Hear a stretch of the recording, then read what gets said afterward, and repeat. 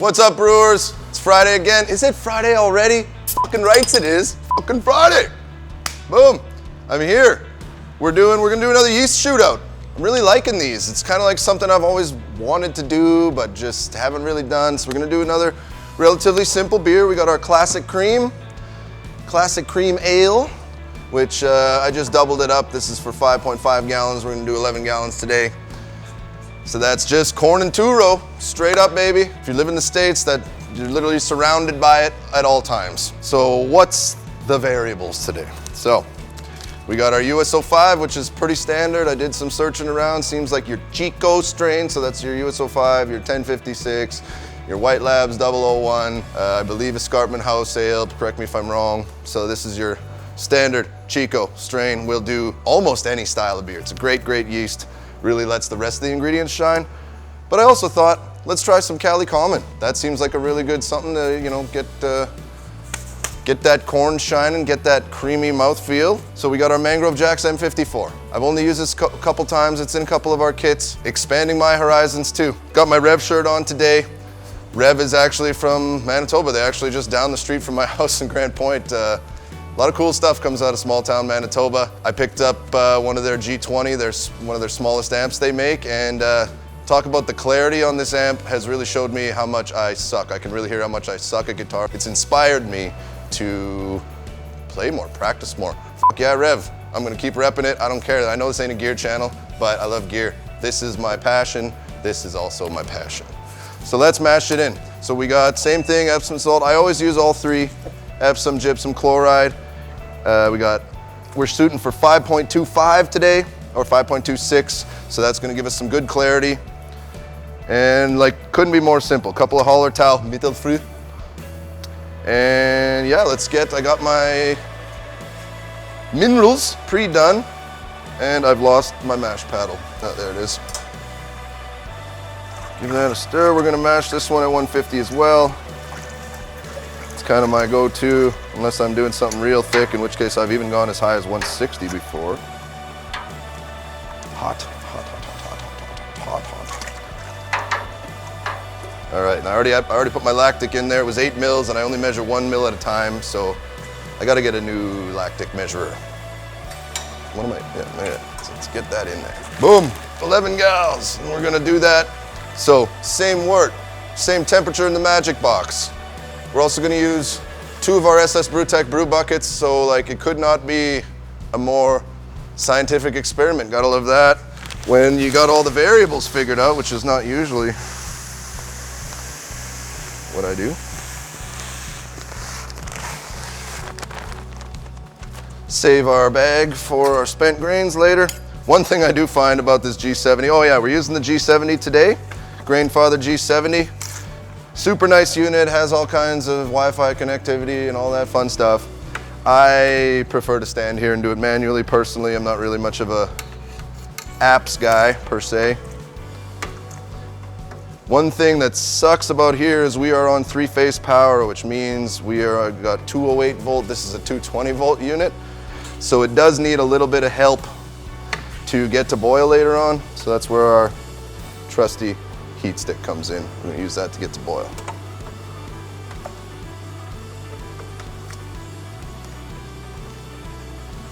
Some people may say, Brad, you mash so wet, and it's like, yeah, it looks more like soup than granola.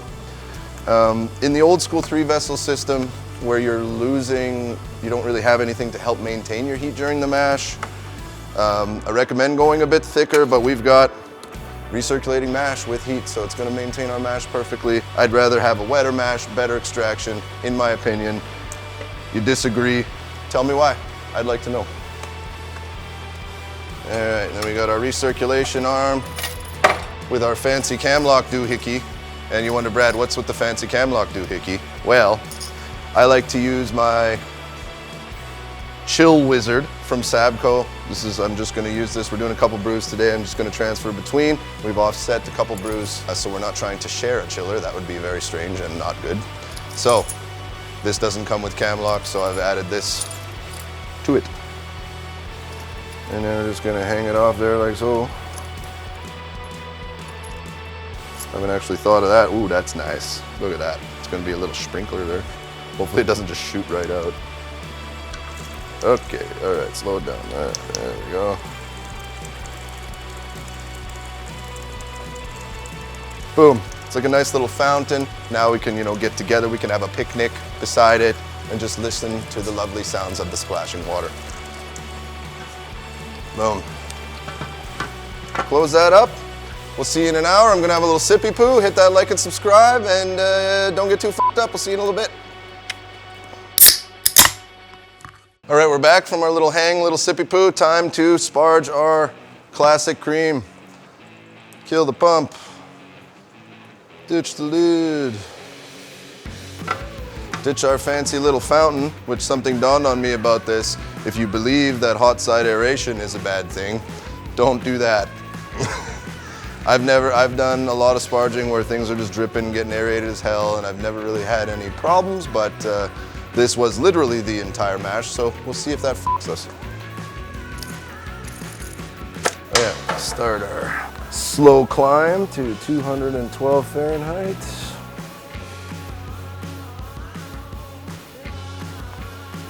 And then we need 4 gallons of sparge water.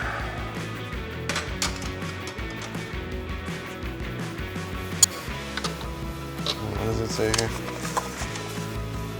No, 5 gallons of sparge water. This one is always fun. So like, you're doing a 10 or 15 gallon batch in this sucker. And if you're any weaker than I am, which is pretty hard to do, you may want to have a friend help you with that part of it. Or some folks I've seen even set up a little A-frame with a little pulley system. It's pretty cool. You know, I'm gonna keep the glove on because this water is hot as well. So 5 gallons, 10 of these.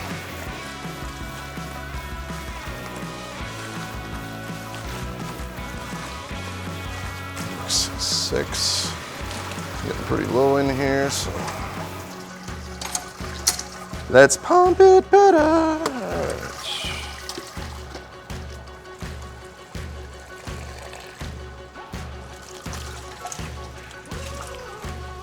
Seven. All right, so I'm a little short, so I'm gonna be using some room temperature water. 8.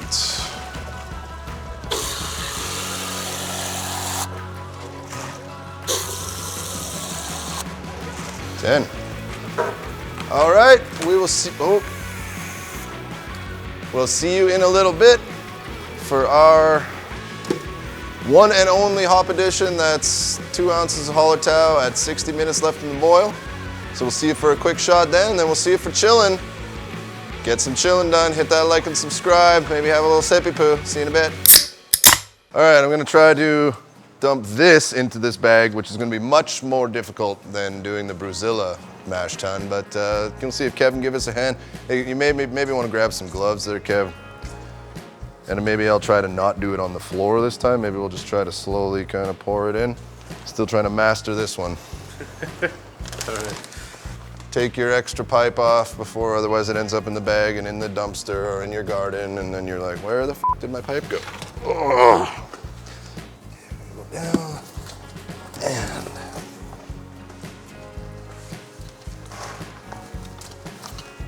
yeah, see, this is not really working out. It's getting all over me.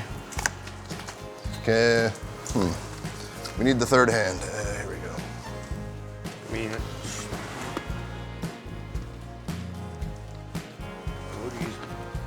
Oh. Watch out for that big chunk. Oh.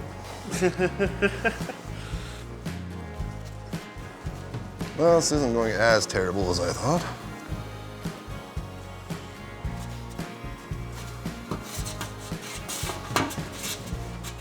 All right, a little bit of sweepy poo and we're good to go. All right, I'm gonna sweep that up and we'll see you at boil. Cheers.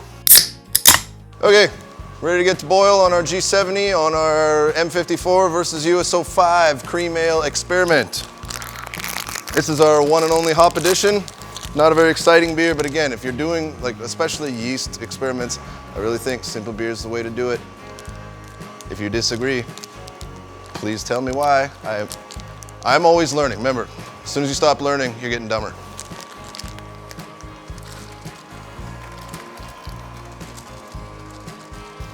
All right, we will see you in 1 hour. Have a sippy poo for me, okay? All right, we're back. We've already done our recirculation for sanitation. We are ready to start chilling and transfer our classic cream ale. We're gonna shoot out between, like I said before, US-05, that's our Chico strain, and M54, that's our California Common strain. Again, love these Mangrove Jacks. Mangrove Jacks, if you're listening, get me some pro pitches, okay? Had enough of these small pitches, having to open 150 packs to do a pro brew. All right, so pump. Yes, this pump. Yes. Cooling water. Oh, cooling. Uh-oh, uh-oh, shit. Uh-oh. Oh, there we go.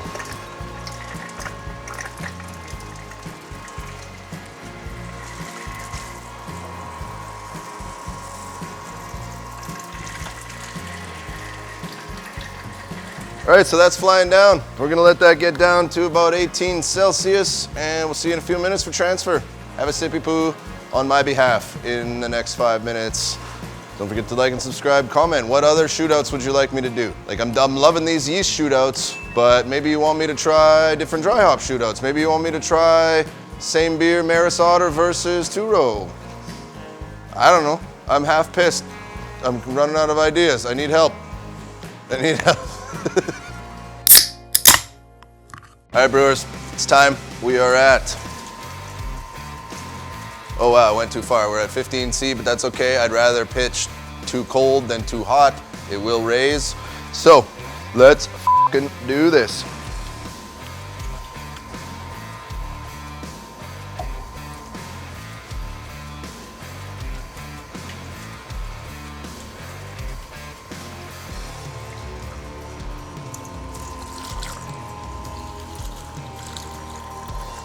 Same thing, they got their little clampies on the side, so we're just gonna give it a little clampy clamp.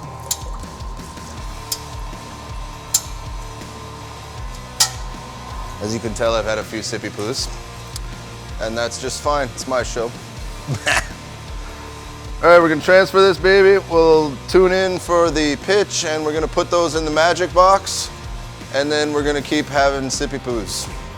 See you soon. Okay, so we got 21 liters of each. Oh, you know what we're gonna do? You know what I didn't think to do? Is actually check our gravity. What are we looking for? We're looking for 1051. We got a bad habit of not hitting our fucking original gravity around here.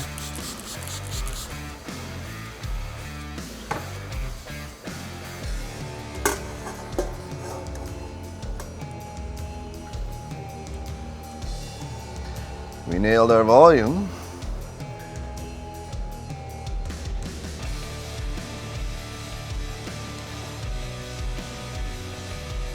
Yeah, 1048, that is damn close. That's damn close. I'm gonna call that a win. All right, 2024 is the year for Fuff. All right, we'll start with our M54. Give it a little sprinkle, okay. Bam. And a US-05, where's my scissors? The year of the Fuff.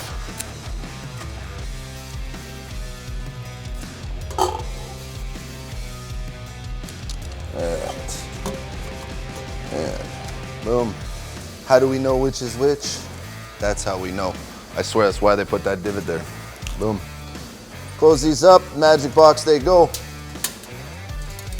I'm gonna keep getting fucked up. I recommend you do the same. We will see you next Friday.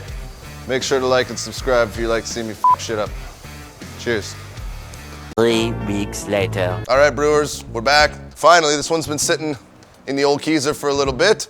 We got our grain to glass blonde ale. Or no, you know what it was? It wasn't a blonde ale. It was our classic cream ale. That's what it was. That's what it was. It really helps to label your stuff, by the way, which I didn't do. Big surprise. So yeah, we got our US-05, oh no, our M54 and our US-05. I'm sure of that. Okay, so we got nice clarity on both, very nice. We had some nice little head, a little bit of lacing, so those are good things. So nose first. M54, I mean, you definitely can smell that common yeast. And US-05 just kind of smells like nothing, which it sort of does. So let's have a little sippy poo.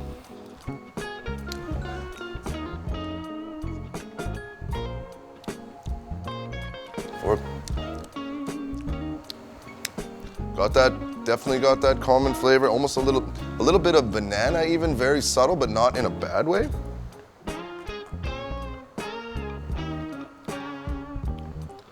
Nice body, quite clean other than that tiny little note, and like on the second sip I didn't get it.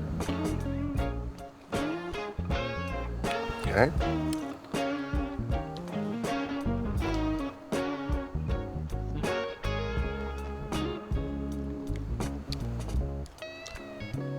US-05, tiny little bit in comparison, just the tiniest little boozy note in comparison. I'm getting better at this, I think.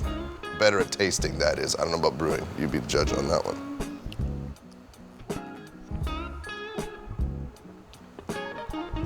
I mean, basically just clean. Clean. So if all you want is nice yellow fizzy water, clean beer, the folks are gonna like, the old folks, I'd say maybe stick with the US-05. You want something a little bit more complex, a little bit more flavor to it, and I mean in a good way, go with the M54. I mean, I knew this was gonna be close, but it's definitely not the same, definitely worth the experiment, and on this day, I am going to call M54 the winner. I'm happy I did that. I'm gonna keep trying these because I don't know if I found the ultimate yet, but we're gonna keep working towards it. And maybe next time, if I do a 10-gallon batch, maybe I'll just do like 6 Oxbar kegs and we'll just fucking try them all. Hey, does that sound good? Let me know if you think that sounds good. Until then, don't get too fucked up. I'm double fisting. See you later. Hit that like and subscribe.